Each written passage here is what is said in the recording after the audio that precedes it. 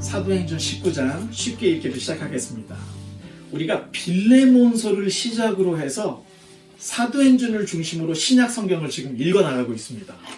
사도행전 11장에 와서 보니 글라우디오 황제 때 큰 흉년이 있었습니다. 그 흉년을 기점으로 해서 분명히 야고보서가 쓰여졌을 것이다, 이 생각을 하고 우리가 야고보서를 읽었습니다.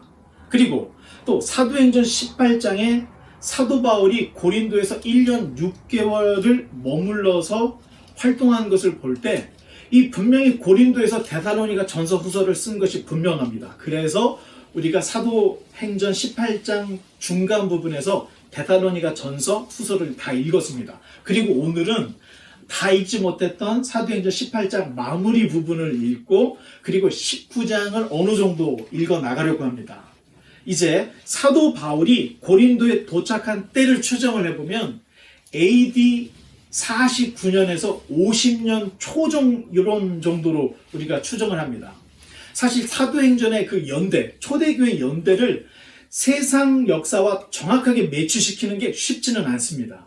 하지만 오늘 본문에 등장하는 갈리오라는 총독이 등장을 하는데 이 갈리오 때문에 연대 측정의 기준이 되어버렸습니다.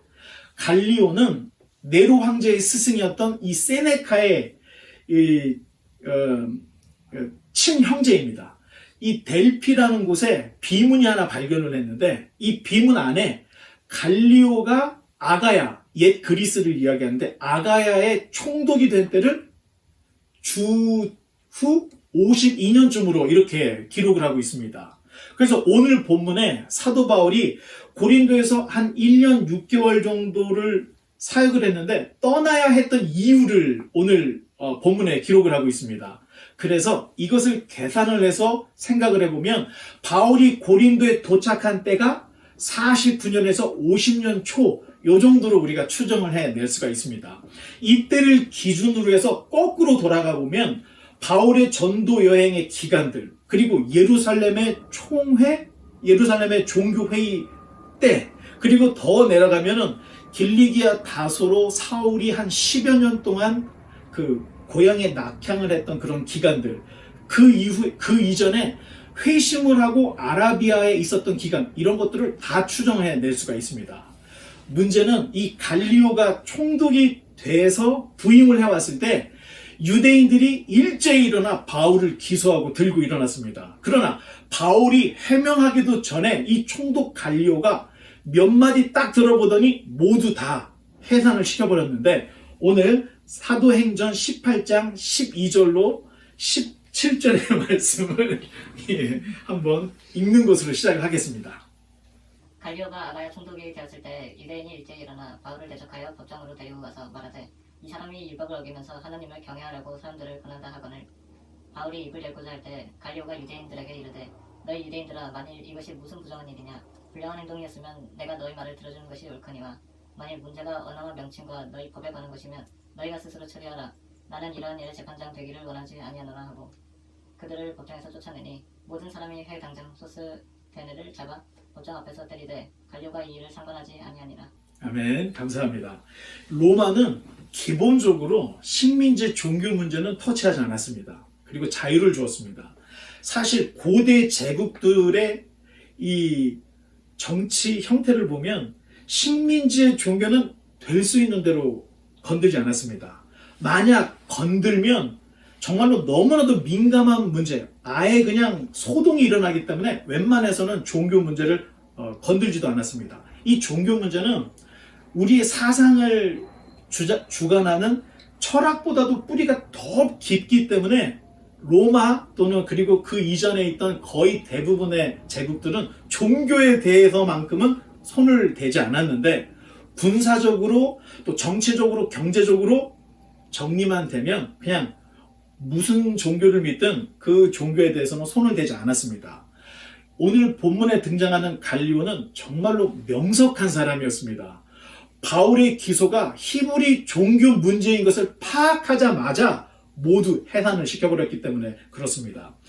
우리가 아는 예수님을 재판했던 본디오 빌라도는 이 군중들에 떠밀려서 예수님을 십자가에 못 박게 내어주었습니다. 그래서 지금까지 하나님의 백성들이 사도신경을 외울 때 이 본디오 빌라도라는 이름을 계속해서 기억하고 예수님을 십자가에 못 박은 사람으로 계속해서 우리가 이야기하는 것을 볼 때 빌라도는 명석하지 않았던 사람이 분명하고 오늘 본문에 등장하는 갈리오는 굉장히 스마트했던 사람이다. 이렇게 생각을 할 수가 있습니다.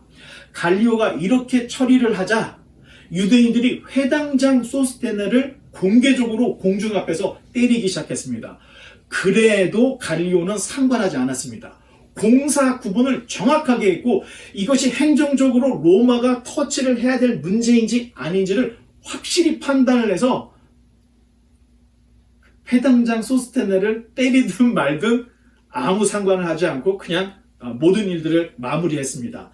정확한 이유는 모르겠지만 왜 소스테네를 유대인들이 이렇게 때렸는가? 우리가 추정해 볼 수 있는 것은 분명히 바울을 두둔해 주거나 바울 편에 들어줬던 이런 행동을 해서 유대인들이 화가 나서 이 회당장 소스테네를 때린 것이 아닐까 이렇게 추측을 할 수 있습니다. 이제 다음으로 18절을 읽어주시기 바랍니다. 바울은 더 여러 날 머물다가 형제들과 작별하고 배 타고 수리아로 떠나갈새 브리스길라와 아굴라도 함께 하더라. 바울이 일찍 이 서원에 있었으므로 겐그레아에서 머리를 깎았더라. 아멘. 감사합니다. 이런 소란이 빚어지자 바울은 더 이상 고린도에 머물지 않고 브리스길라 아굴라와 함께 이제 수리아로 떠나게 됩니다. 수리아는 바울이 처음으로 전도 여행을 떠나고 파송해줬던 안디옥 교회를 의미합니다. 바울이 서원이 있어서 겐그레아에서 머리를 깎았다라고 기록을 하고 있는데 어쩌면 바울이 서원한 나시린이었을 것도 생각해 볼 수 있는 이렇게 짐작해 볼 수 있는 이유입니다. 정확하게 알 수 없지만 바울의 부모가 하나님 앞에서 서원해서 바울이 태어난 것이 아닌가 이런 생각도 해볼 수 있는데 이방 지역에서 여러 군데를 돌아다니며 부정한 것에 접촉했던 바울이 이제 이 겐그라에서 머리를 깎는 이런 것을 하지 않았을까 이런 생각도 가질 수 있고 또 한편으로는 서원의 기간이 끝나서 겐그라에서 머리를 깎은 것이 아닌가 이렇게도 생각할 수 있는데 구약 성경을 우리가 알면 이 바울이 머리를 깎고 서원했다 이런 이야기들을 어느 정도는 우리가 이해할 수 있습니다. 자, 이제 19절로 23절을 또 읽어주시기 바랍니다. 에베소에 와서 그들을 거기 머물게 하고 자기는 회당에 들어가서 유대인들과 변론하니 여러 사람이 더 오래 있기를 청하되 허락하지 아니하고 작별하여 이르되 만일 하나님의 뜻이면 너희에게로 돌아오리라 하고 배를 타고 에베소를 떠나 가이사라에 상륙하여 올라가 교회의 안부를 물은 후에 안디옥으로 내려가서 얼마 있다가 떠나 갈라디아와 브루기아 땅을 차례로 다니며 모든 제자를 굳건하게 하니라. 아멘. 감사합니다. 이 바울의 행선지는 자신을 파송해 주었던 이 수리아 안디옥이었습니다. 그런데 여행 중에 에베소에 잠시 들렸는데 아굴라와 브리스길라를 이 에베소에 머물게 하고 바울만 이제 유대 땅 가이사랴로 떠난 이야기를 전해주고 있습니다. 가이사랴 하면 딱 떠오르는 사람이 있습니다. 혹시 여러분 기억나는 사람이 있습니까? 가이사랴? 고넬료. 이탈리아대의 백부장이었던 고넬료가 이 가이사랴에 살고 있었습니다. 기억이 나시죠? 그래서 이 가이사랴는 그 당시에 굉장히 좀 유명한 그 항구 도시였는데 사실은 가이사랴가 처음부터 항구 도시로 시작한 것이 아니었습니다. 헤롯이 황제의 환심을 사려고 가이사의 이름을 따서 인위적으로 만들어낸 항구 도시였습니다. 그래서 로마의 군대가 주둔하던 곳이 바로 이 가이사랴였습니다. 그래서 로마나 유럽에서 오는 큰 배들은 이 가이사랴에 다 정박을 하게 되었던 것입니다. 자, 가이사랴에 도착한 바울은 예루살렘에 들러 교회 안부를 묻었는데 우리가 한 가지 알아야 될 게 수리아 하면 어디지? 수리아 안디옥을 이야기했던 거고 교회 하면 예루살렘 교회를 의미했습니다. 당시 사람들은 그것을 이해했기 때문에 교회라는 말이 예루살렘 교회를 지칭하고 수리아가 안디옥 교회라는 것을 알고 있었기 때문에 했는데 우리는 한 번씩은 이렇게 살펴보면서 읽어야 혼동되지 않게 읽어낼 수가 있습니다. 안디옥으로 그리고 내려갔습니다.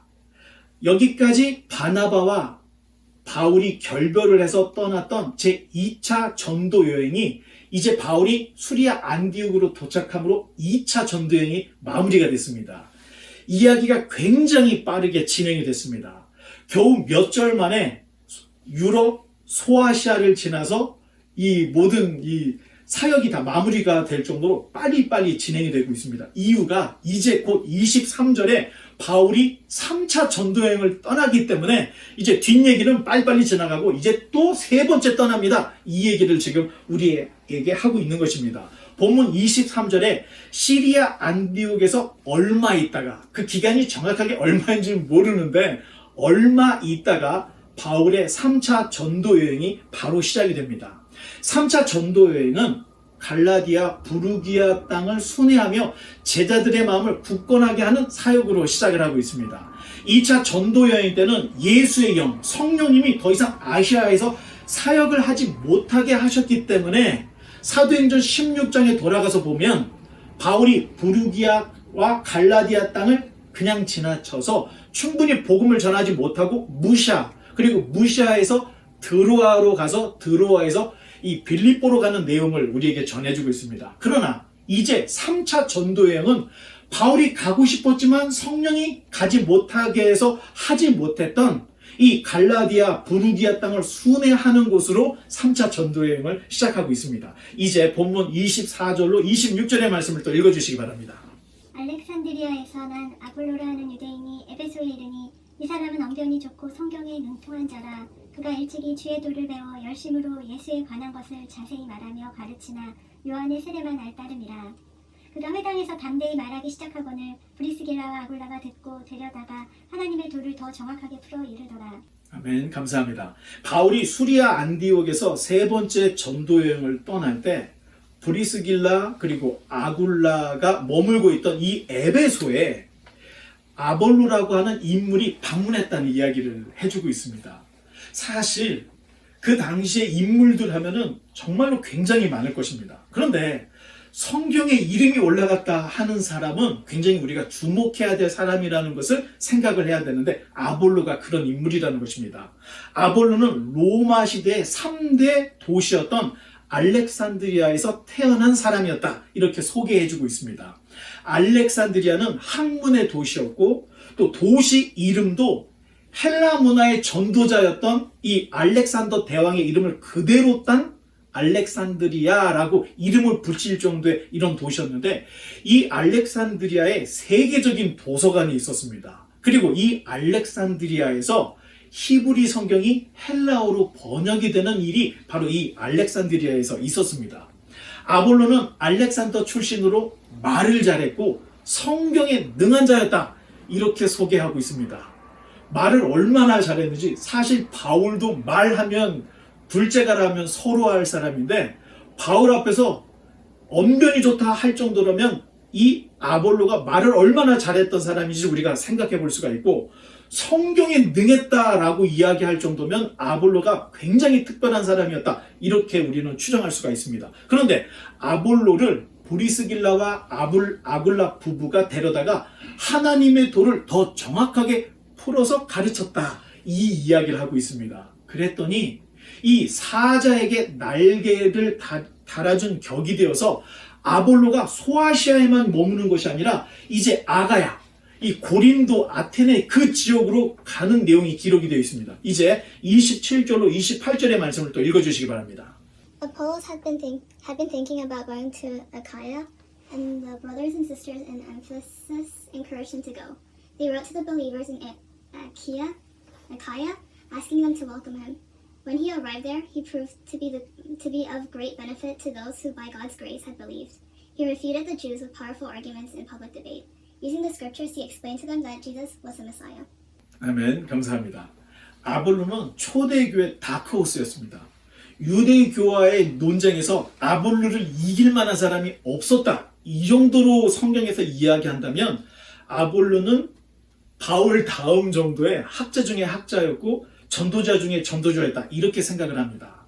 그런 그가 에베소에서 아가야, 즉 그리스 지역으로 건너가서 엄청난 사역을 하게 됩니다. 그런데 우리가 사도행전 19장이 끝나면 이제 고린도 전서 후서로 넘어갈 겁니다. 왜냐하면 에베소에서 고린도 전서 후서를 쓰기 때문에 사도행전 19장이 끝날 쯤에 저희가 이제 고린도 전서 후서를 할 텐데, 사실 이 아볼로가 바울의 후임으로 고린도에서 사역을 했습니다. 그런데 고린도에서 사역을 하다 오래 사역을 못하고 쫓겨납니다. 자기가 관두었는지 교회에서 쫓겨난지 이유를 알 수 없지만 매우 큰 상처를 받고 에베소에 있는 바울에게 돌아오는 내용이 고린도 전서 후서에 기록이 되어 있습니다. 앞으로 보면 알겠지만 실력이 있다고 해서 다 목회하는 것이 아니다, 이렇게 생각할 수도 있고, 또 한 가지 생각할 수 있는 것은 하나님의 백성들이 아볼로처럼 이렇게 능력 있는 사람들이 될 때 마지막 때에 쓰임을 받을 수 있다, 이런 생각을 우리는 할 수 있습니다. 제가 바라기는 여기에 앉아있는 한 분 한 분이 성경을 잘 배워서 정말로 그 인생이 불꽃같이 하나님께 쓰임받을 수 있는 이런 역사들이 저와 여러분 사이에서 있기를 바랍니다. 이제 사도행전 19장으로 넘어가서 19장 1절로 7절의 말씀을 또 읽어주시기 바랍니다. 아볼로가 고린도에 있을 때 바울이 윗지방으로 다녀 에베소에 와서 어떤 제자들을 만나 이르되 너희가 믿을 때에 성령을 받았느냐 이르되 아니라 우리는 성령이 계심도 듣지 못하였노라. 바울이 이르되 그러면 너희가 무슨 세례를 받았느냐 대답하되 요한의 세례니라. 바울이 이르되 요한이 회개의 세례를 베풀며 백성에게 말하되 내 뒤에 오시는 이를 믿으라 하였으니 이는 곧 예수라 하거늘. 그들이 듣고 주 예수의 이름으로 세례를 받으니 바울이 그들에게 안수하매 성령이 그들에게 임하심으로 방언도 하고 예언도 하니 모두 12사람쯤 되니라. 아멘. 감사합니다. 바울이 갈라디아 그리고 부르기아 땅을 지나서 에베소에 도착할 쯤에 어떤 일단의 제자들이 있었던 것을, 에베소에 있었던 것을 우리에게 전해주고 있습니다. 아마도 이 아볼로도 이 어떤 제자들 중에 한 사람이었을 것으로 우리가 추정을 할 수 있습니다. 이들은 정말로 경건하고 정말로 하나님의 복음을 증거하기를 원하는 사람이었는데, 문제는 세례 요한의 회개까지만 알고 있었던 분들이었습니다. 세례 요한이 참수를 당하고 또 예수님이 십자가에 달려 죽으시고 부활하시고 승천한 지가 언제인데, 여기 있던 이 에베소에 있던 일단의 몇몇 사람들이 요한의 세례에서 딱 멈추고 거기에서만 복음을 증거하는 이런 일단의 사람들이 있었다는 것입니다. 정보화 시대를 살아가고 있는 우리는 이 지구 반대편에서 있었던 일들이 불과 몇 시간 몇 분도 지나지 않아서 영상으로 볼 수 있는 이런 정보화 시대에 살고 있지만, 바울이 살고 있던 그 당시는 정보가 굉장히 느렸습니다. 어디서 외지에서 사람이 하나 와야 그 사람으로부터 소식을 들었기 때문에 어쩌면 이 에베소에 있던 일단의 어떤 사람들은 세례 요한의 소리까지는 듣고 그 외에는 사람들에게 소리를 듣지 못해서 예수님에 대한 이야기를 모르고 있었다, 이렇게 생각할 수가 있습니다.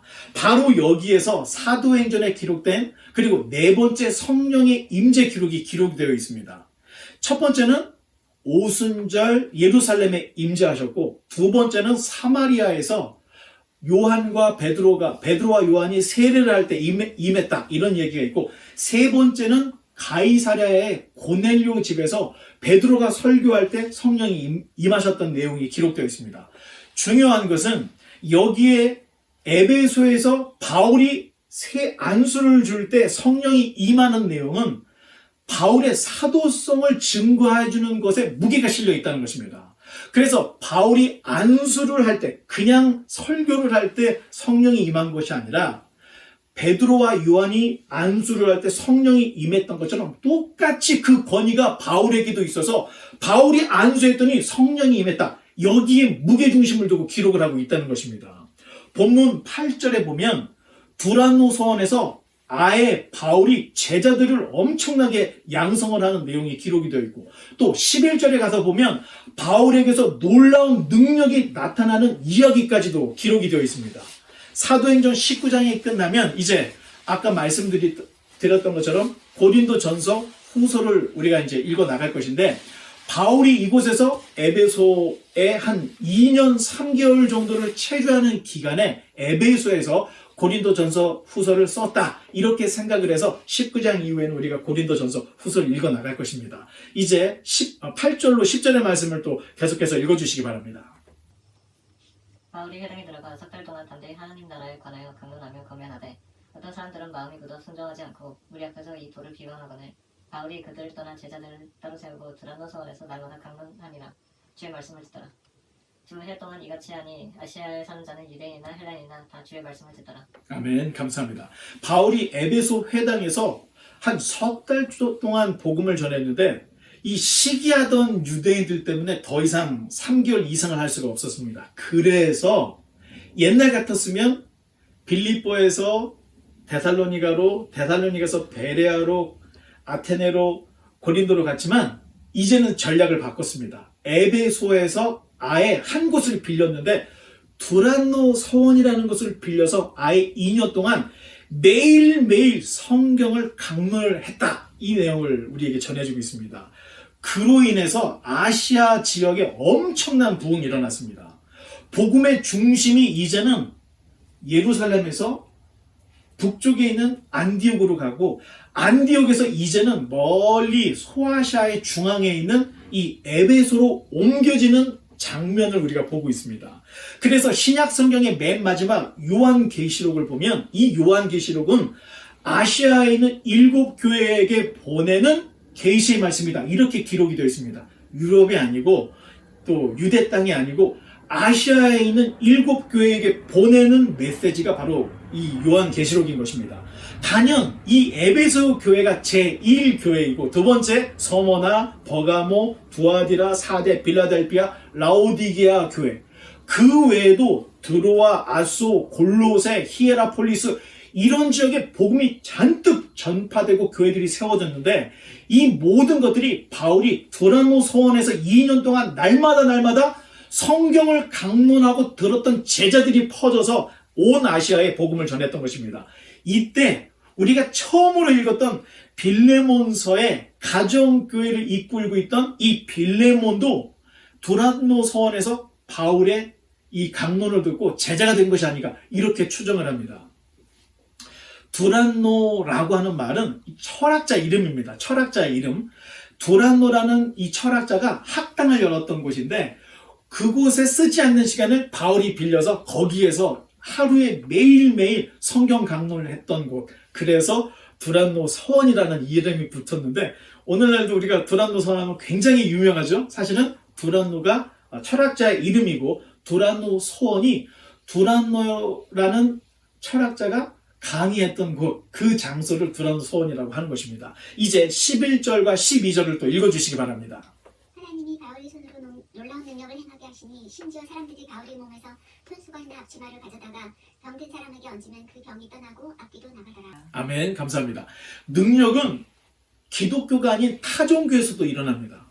심지어 마슬로도 능력을 일으킬 수 있습니다. 과연 그럴까?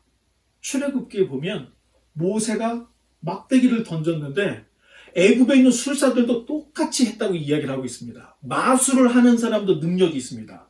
기독교에만 능력이 있는 것이 아니라 타종교에서도 얼마든지 암도 고치고 질병을 고쳐낼 수 있습니다.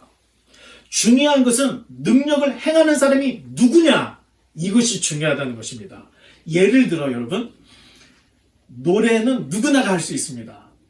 노래라 하면 고전음악이 있을 것이고 또 각 나라의 민요, 또 가요, 팝, 랩, 그 중에 찬송가, 또 CCM 이런 것들이 있는데 이런 누구나가 노래를 부를 수가 있습니다. 그러나 하나님을 높여드리는 찬양은 하나님을 경외하는 사람들만 할 수 있습니다. 물론 예수님을 믿지 않는 사람도 길거리 다니면서 흥얼흥얼 찬송가, 이 가사의 내용을 생각하지 않고 그냥 음악을 연주하거나 노래는 할 수가 있습니다. 그런데 그것은 소리에 불과하다는 것입니다. 진정한 찬양은 이 찬양을 받으시는 하나님을 경외하고 신앙 고백적으로 부를 때 그게 찬양이 된다는 것입니다. 그러니 노래라고 해서 다 찬양이 될 수 없는 것이고 또 이 찬양이라고 다 노래다 이렇게 말할 수는 없는 것입니다. 똑같이 병을 고치고 귀신을 쫓는 것은 기독교만 하는 것이 아니라 무당들도 할 수 있다는 것입니다. 그런 신통한 능력쯤이 나와야 무당들도 먹고 살 게 아니겠습니까? 그러나 중요한 것은 그런 능력을 누가 행했느냐, 이것이 중요하다는 것입니다. 바울이 에베소에서 2년 3개월 동안 말씀을 강론을 하고 있는데 이 말씀의 능력이 바울에게서 드러나고 있는 것을 성경이 지목을 해서 이야기를 하고 있는 것입니다. 심지어 바울이 쓰던 이 손수건이나 앞치마를 병자에게 올려놨더니 그 병자가 낫는 일이 있었다. 이런 쇼킹한 문제들까지도 지금 성경은 우리에게 전해지고 있는데 더 심각한 이야기가 나옵니다. 13절로 20절까지를 또 읽어주시기 바랍니다. 이에 돌아다니며 마술하는 어떤 유대인들이 시험삼아 앞이 들린 자들에게 주 예수의 이름을 불러 말하되 내가 바울이 전파하는 예수를 의지하여 너희에게 명하노라 하더라.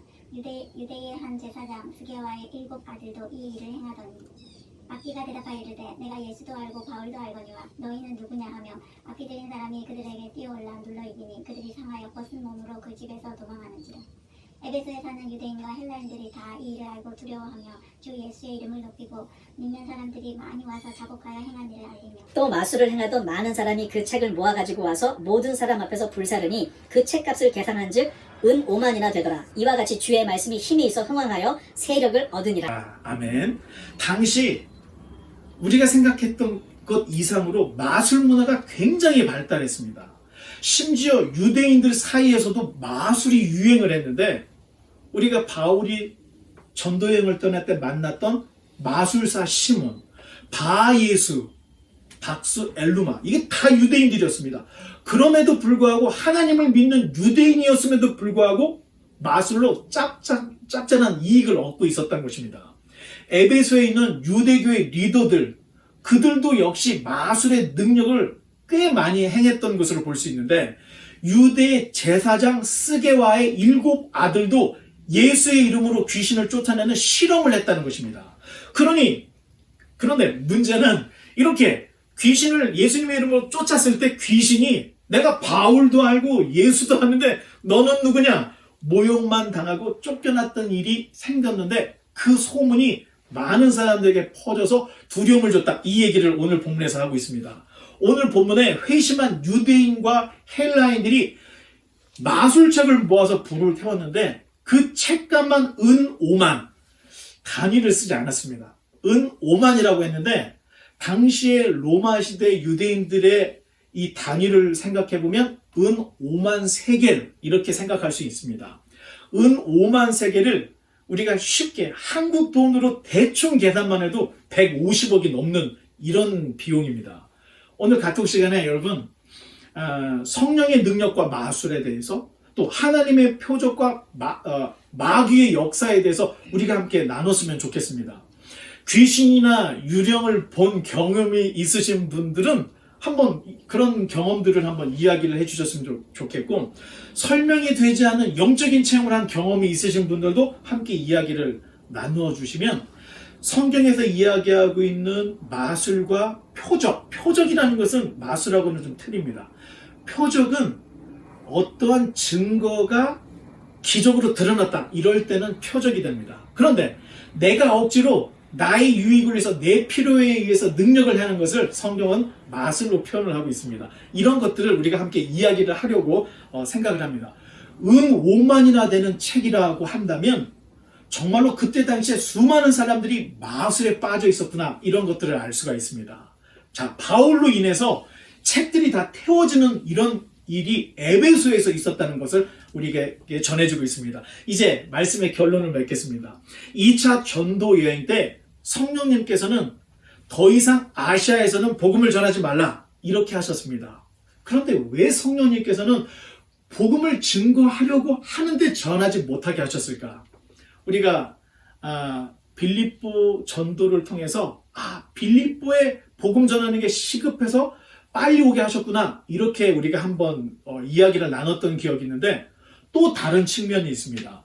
바울이 2차 전도여행을 마치고 돌아오는 길에 이 아시아가 너무나도 마음에 걸리는 것입니다. 그래서 에베소를 들렸던 것인데 에베소에서 회당에서 잠깐 복음을 전했는데 사람들이 너무 회심을 많이 했습니다. 그리고 바울을 떠나지 못하도록 붙잡는 일도 있었습니다. 그러나 바울은 빨리 가이사랴로 가야 되겠다 이렇게 생각하고 작별하여 이르되 이런 얘기를 합니다. 만일 하나님의 뜻이라면 너희에게 다시 돌아오리라 이렇게 이야기하고 가이사랴로 떠났습니다. 그런데 3차 전도 여행은 벼르고 벼르던 이 에베소에 이제 복음을 전했고, 아시아에서 복음을 전했고, 에베소에만 2년 3개월을 있으면서 복음을 전했습니다. 분명히 하나님의 뜻에는 우리가 알 수 없는 때가 있다는 것입니다. 바울은 언제나 이 때가 아니라고 판단이 되면, 하나님의 뜻이 아니라고 판단이 되면 정말 그냥 짐을 싸고 바로바로 패스하고 넘어가는, 지나치는 이런 성격이었습니다. 그러다가 하나님께서 적절한 때를 딱 주시면, 다시 문이 활짝 열리면 그 기회를 놓치지 않고 언제나 복음을 전했는데, 바로 이 3차 전도 여행 때 이곳 에베소에서 엄청난 부흥을 일으켰던 것입니다. 그러니 내 뜻에 하나님의 뜻을 어떻게든 맞추려고 할 것이 아니라, 오히려 하나님의 뜻에 내 인생을 맞추면 적절한 때에 부흥이 일어나고 적절한 때에 하나님의 뜻이 이루어진다는 것을 바울의 사역과 이런 것들을 통해서 깨달을 수가 있습니다. 바이블 하우스도 마찬가지라고 생각합니다. 제 생각에는 조금 더 일찍 시작할 걸, 이런 아쉬움이 있지만 분명히 하나님께서 즉입니다, 이렇게 생각을 하셔서 지금 우리가 바이블 하우스를 하고 있는 것이 아닌가, 저는 이렇게 믿습니다. 바라기는 우리 모두가 바울과 아볼로처럼 성경에 능한 자가 되어서 시대를 분별할 수 있고 성경으로 돌아가자는 이 개혁의 선구자들이 되어서, 지금은 그렇게 뛰어나 보이지 않고 지금은 뭔가 있어 보이지 않지만 분명히 하나님께서 때가 되시면 열매를 주실 텐데, 바이블 하우스의 사역으로 교회들이 생각이 열리고 다시 한번 개혁할 수 있는 이런 밑거름이 될 수 있는 놀라운 역사들이 저와 여러분 사이에서 있기를 주님의 이름으로 간절히 축원합니다. 이 시간 함께 우리가 기도하며 주님 앞에 나아가기를 원합니다.